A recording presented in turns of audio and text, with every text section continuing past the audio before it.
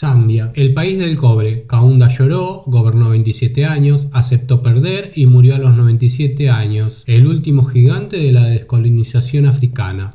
En el momento de independizarse, en 1964, Zambia era uno de los países más ricos de África subsahariana. Tenía más riqueza por habitante que Corea del Sur. Tenía el cobre y fue eso exactamente lo que lo arruinó. Cuando el precio del cobre colapsó en 1973, la economía entera se derrumbó porque no había nada más. El hombre que gobernó durante esos 27 años, Kent Kaunda, llamado Kaka, lloró en público más que cualquier otro jefe de Estado de la historia moderna. Lloró en los funerales, lloró en los discursos, lloró cuando habló de sus fracasos económicos y cuando perdió las elecciones en 1991, las primeras libres en casi 30 años, aceptó el resultado, entregó el poder pacíficamente y fue a casa. Fue uno de los primeros líderes africanos en hacerlo. Murió a los 97 años, con su reputación de padre fundador intacta a pesar de todos sus errores. Eso es Zambia.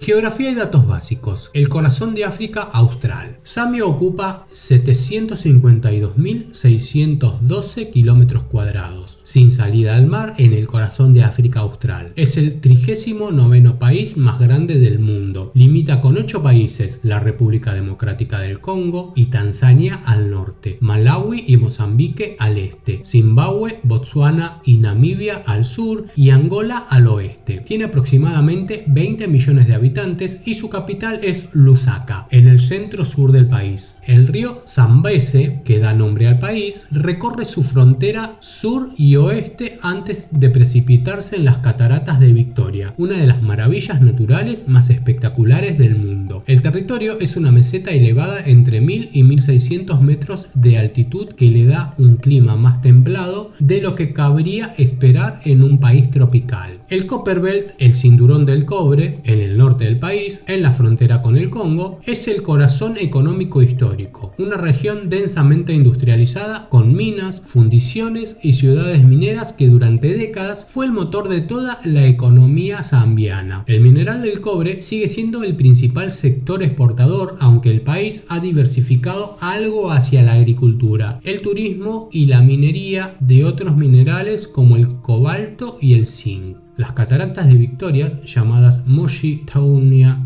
el humo que truena, en la lengua tonga local, son compartidas entre Zambia y Zimbabue en el río Zambeze, con 1708 metros de ancho y una caída de hasta 108 metros, generan una cortina de vapor visible a 50 kilómetros de distancia. El explorador escocés David Livingstone fue el primer europeo en verlas en 1855 y las llamó en honor a la reina Victoria. Declaradas Patrimonio de la Humanidad de UNESCO en 1989, son el atractivo turístico de Zambia.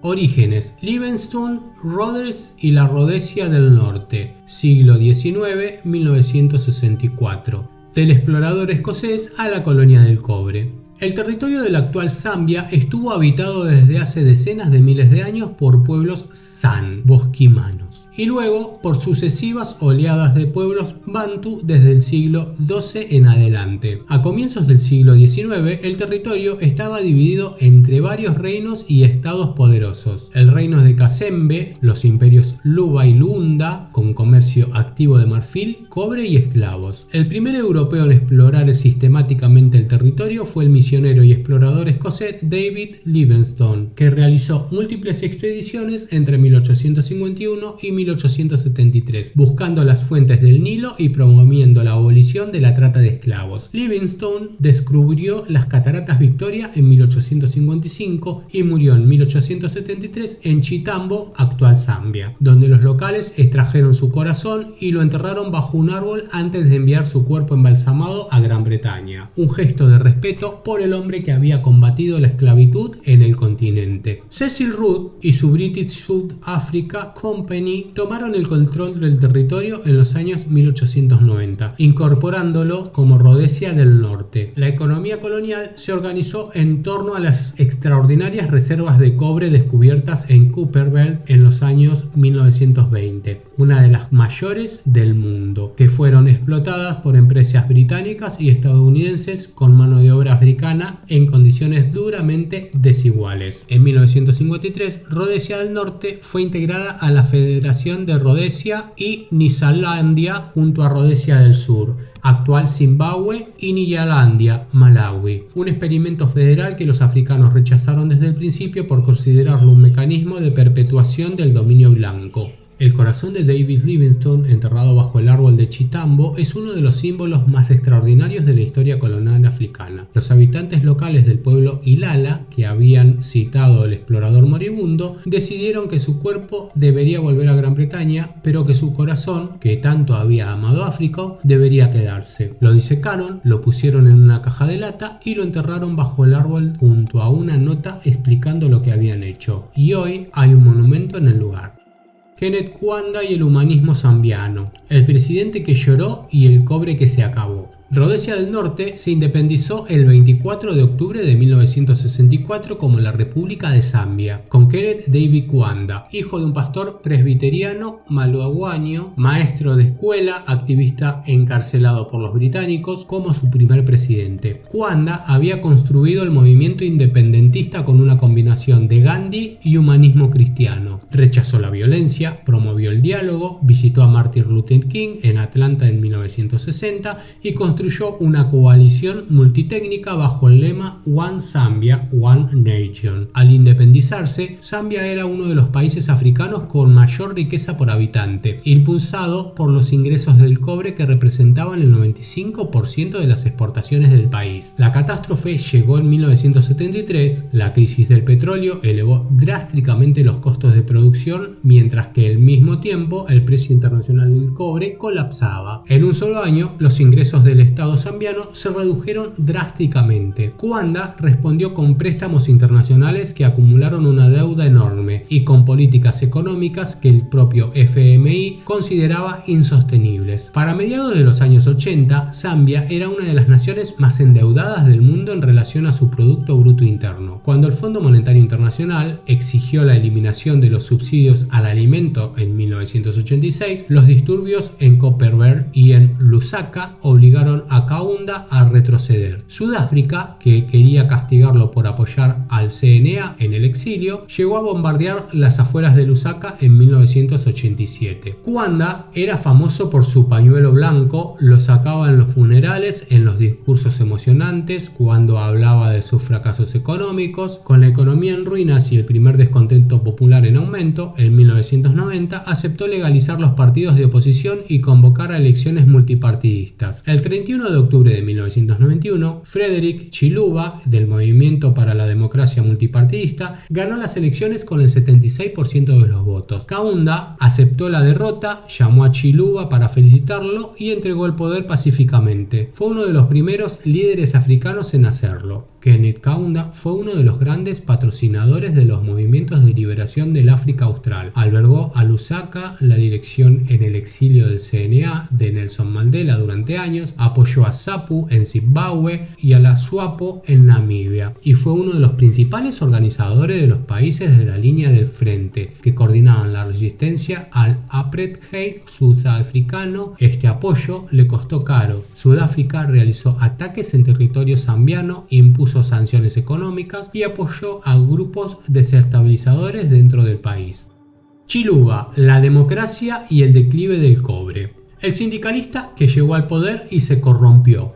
Frederick Chiluba, líder sindical de Copperbelt que había organizado huelgas mineras de los años 80, llegó al poder en 1991 con enorme legitimidad popular y promesas de reforma económica y democratización. En sus primeros años implementó las reformas del FMI, privatización de las minas estatales, eliminación de subsidios, apertura al capital extranjero. Sin embargo, el gobierno de Chiluba fue corroído rápidamente por la corrupción. Investigaciones posteriores encontraron que Chiluba y sus colaboradores habían saqueado millones de dólares del tesoro público. Chiluba intentó además modificar la constitución para poder presentarse a un tercer mandato en 2001 y fue forzado a abandonar la idea ante las protestas generalizadas dentro de su propio partido. La economía zambiana siguió siendo vulnerable a precios del cobre internacionales. El boom de las materias primas de los 2000, impulsados por la demanda china, benefició enormemente enormemente a Zambia. El país atravesó una racha de crecimiento económico significativa bajo los presidentes Levi Mwanawasa 2002-2008 y Rupia Banda 2008-2012. Mwanawasa es recordado como uno de los presidentes más íntegros de la historia zambiana. Murió en el cargo en 2008 y fue uno de los pocos líderes africanos en criticar públicamente al presidente de Zimbabue, Robert Mugabe, por sus políticas.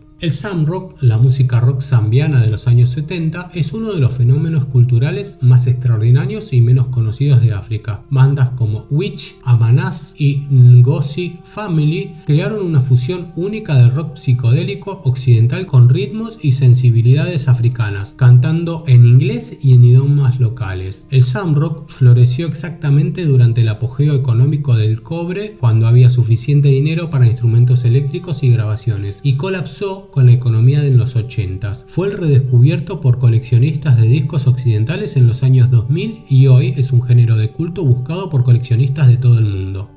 Sistema monetario, el kwacha, la moneda del alba. Zambia introdujo el kwacha zambiano, código ISO SMW, en enero de 1968, reemplazando a la libra zambiana que había circulado desde la independencia en 1964. El nombre kwacha viene del idioma nyanja y significa alba o amanecer, una elección simbólica que refleja el optimismo de la nación recién independizada. El kwacha se divide en 100 ngwe, que significa brillar en nyanja. La historia del kwacha es la historia de la economía zambiana, una moneda fuerte en los años 60 y principios de los 70 gracias al cobre, seguida de una depreciación constante y severa a medida que la economía se deterioraba. En 2013, el gobierno de Michael Sata realizó una reforma monetaria que dominó la moneda en una relación 1000-1. El nuevo kwacha, código ISO ZMW, reemplazó al viejo. Los billetes del kwacha muestran el escudo nacional zambiano, el águila y el pico minero, y paisajes del país, incluyendo las cataratas Victoria. Zambia es uno de los mayores productores mundiales de cobre y cobalto. Este último mineral ha cobrado nueva importancia estratégica en el siglo XXI por su uso en las baterías de vehículos eléctricos. La ironía es que el mismo Copperbelt que enriqueció y arruinó a Zambia en el siglo XX podría volver a ser estratégicamente vital en el siglo XXI, pero esta vez por el cobalto, además del cobre. China ha invertido masivamente en el sector minero zambiano en los últimos 20 años, convirtiéndose en el principal inversor extranjero del país.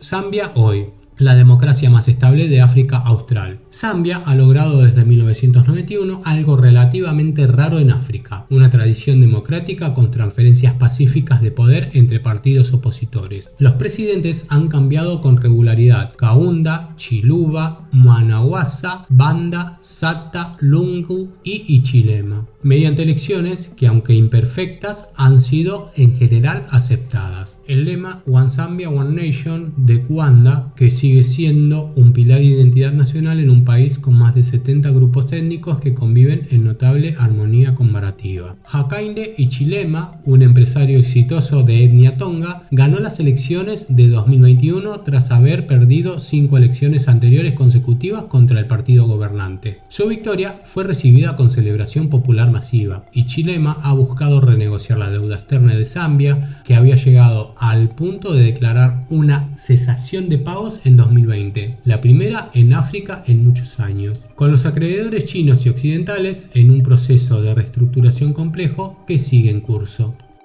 One Zambia, One Nation, lema nacional de la República de Zambia, creado por Kenneth Kaunda para forjar la unidad nacional por encima de las divisiones étnicas.